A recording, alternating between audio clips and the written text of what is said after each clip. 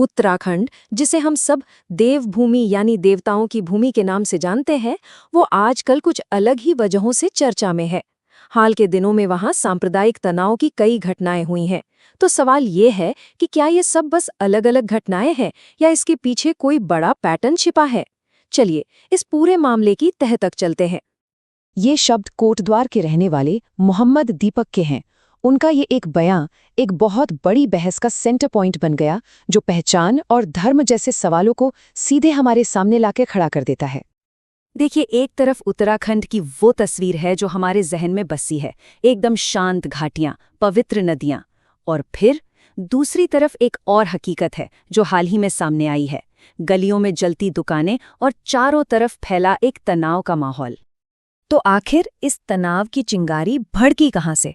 कहानी शुरू होती है कोटद्वार की एक छोटी सी दुकान से, जिसका नाम ही एक बड़े विवाद की वजह बन गया।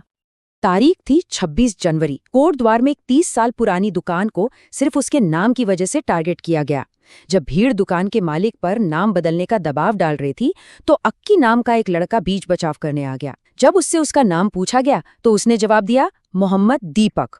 और बस यही जवाब सोशल मीडिया पर ऐसा वायरल हुआ कि हर तरफ इसकी चर्चा होने लगी। लेकिन बड़ा सवाल तो यही है कि क्या कोटद्वार की घटना बस एक अकेली चिंगारी थी, या फिर ये पूरे राज्य में सुलग रही किसी बड़ी आग का एक छोटा सा हिस्सा है? रिपोर्ट्स को देखें तो ये एक बहुत बड़े पैटर्न की तरफ इशारा करता है। Association for protection of civil rights यानी APCR की एक फैक्ट फाइंडिंग रिपोर्ट है। ये रिपोर्ट बताती है कि 2021 के बाद से उत्तराखंड में जो कुछ भी हो रहा है वो महज कोई इत्तेफाक नहीं है, बल्कि एक सोचा समझा और बाकायदा डॉक्यूमेंट किया गया ट्रेंड है। इस पूरे पैटर्न के पीछे कुछ खास शब्दों और थियोरीज का इस्तेमाल किया जा रहा है। इनमें से एक है लव जिहाद। ये एक ऐसी अपुष्ट कंस्पिरेसी थियोरी है जो मुस्लिम पुरुषों पर ये आरोप लगाती है कि वो गैर मुस्लिम महिलाओं को प्यार का झांसा देकर धर्म परिवर्तन के लिए निशाना बना रहे हैं। इसी से मिलता जुलता एक और आरोप है लैंड जिहाद। इसके तहत ये दावा किया जाता है कि मुस्लिम समुदाय मस्जिदों और दरगाहों को बनाने के लिए सरकारी जमीन पर कब्जा कर रहा है, ताकि उस इलाके की डेमोग्राफी यानी जनसांख्यिकी को बदला जा सके। और फिर आता है मज़ार जिहाद। ये सीधे सीधे मुस्लिम दरगाहों यानी मज़ारों को टारगेट करता है। इसमें यह दावा किया जाता है कि ये मज़ारें पब्लिक लैंड पर अवैध रूप से बनी हैं। और पता है, इसी दावे को आधार बनाकर पूरे राज्य में कई दरगाहों पर बुलडोजर चला दिया गया। ये सिर्फ शब्द नहीं है, बल्कि जमीन पर हुई घटनाओं से भी सीधे जुड़े हैं। दिसंबर 2021 में हरिद्वार की धर्म संसद में जो भड़काऊ बयान दिए गए, वहां से लेकर 2023 में पुरोला की घटना और फिर 2024 में उत्तरकाशी की रैली तक सांप्रदायिक तनाव लगातार बढ़ता ही गया है। अब सवाल ये है कि ये बयानबाजी, ये नैरेटिव आखिर कानून का रूप कैसे ले लेते हैं? चलिए अब उन कानूनी बदलावों पर नजर डालते हैं जिन्होंने इस पूरे माहौल को बदलने में एक अहम भूमिका निभाई।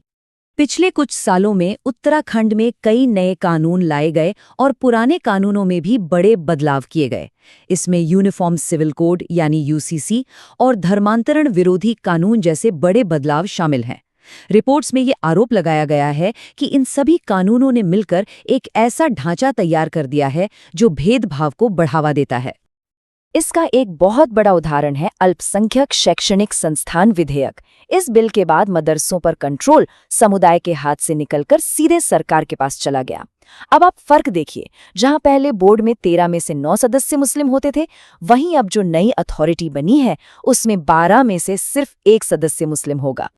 कानूनी बदलावों के साथ साथ UMED पोर्टल जैसे एडमिनिस्ट्रेटिव टूल्स का भी इस्तेमाल किया गया।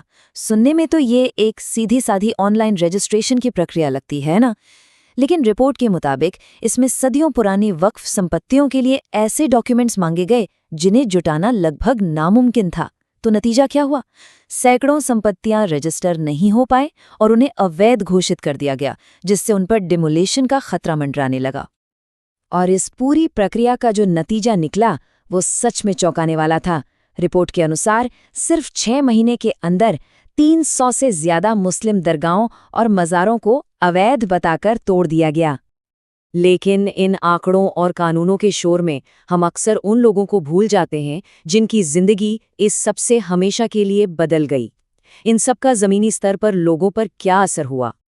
उत्तरकाशी में एक मस्जिद को गिराने की मांग को लेकर जब प्रदर्शन हुए तो उसके बाद शहर के बाजारों में एक अजीब सा भयानक सन्नाटा पसर गया। इस तनाव ने सिर्फ समाज को ही नहीं बल्कि वहां की लोकल इकॉनमी को भी गहरी चोट पहुंचाई। इस आर्थिक चोट की एक जीती जागती मिसाल हैं रेशमा हुसैन। उत्तरकाशी में फल बेचने वाली रेशमा बताती हैं कि उस हिंसा के दौरान उनकी पूरी की पूरी दुकान लूट ली गई, जिससे उन्हें करीब 1 लाख रुपए का भारी नुकसान हुआ।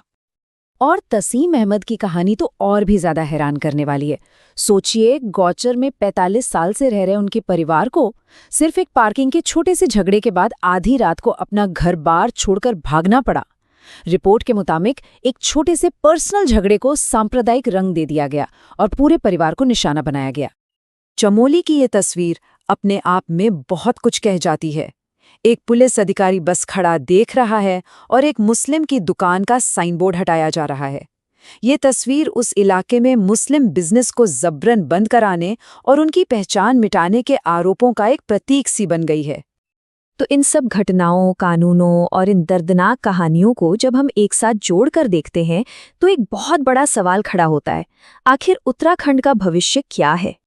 कई मीडिया रिपोर्ट्स और एनालिस्ट अब ये सवाल उठा रहे हैं कि क्या पहाड़ों में हिंदुत्व की राजनीति की कोई नई प्रयोगशाला तैयार की जा रही है?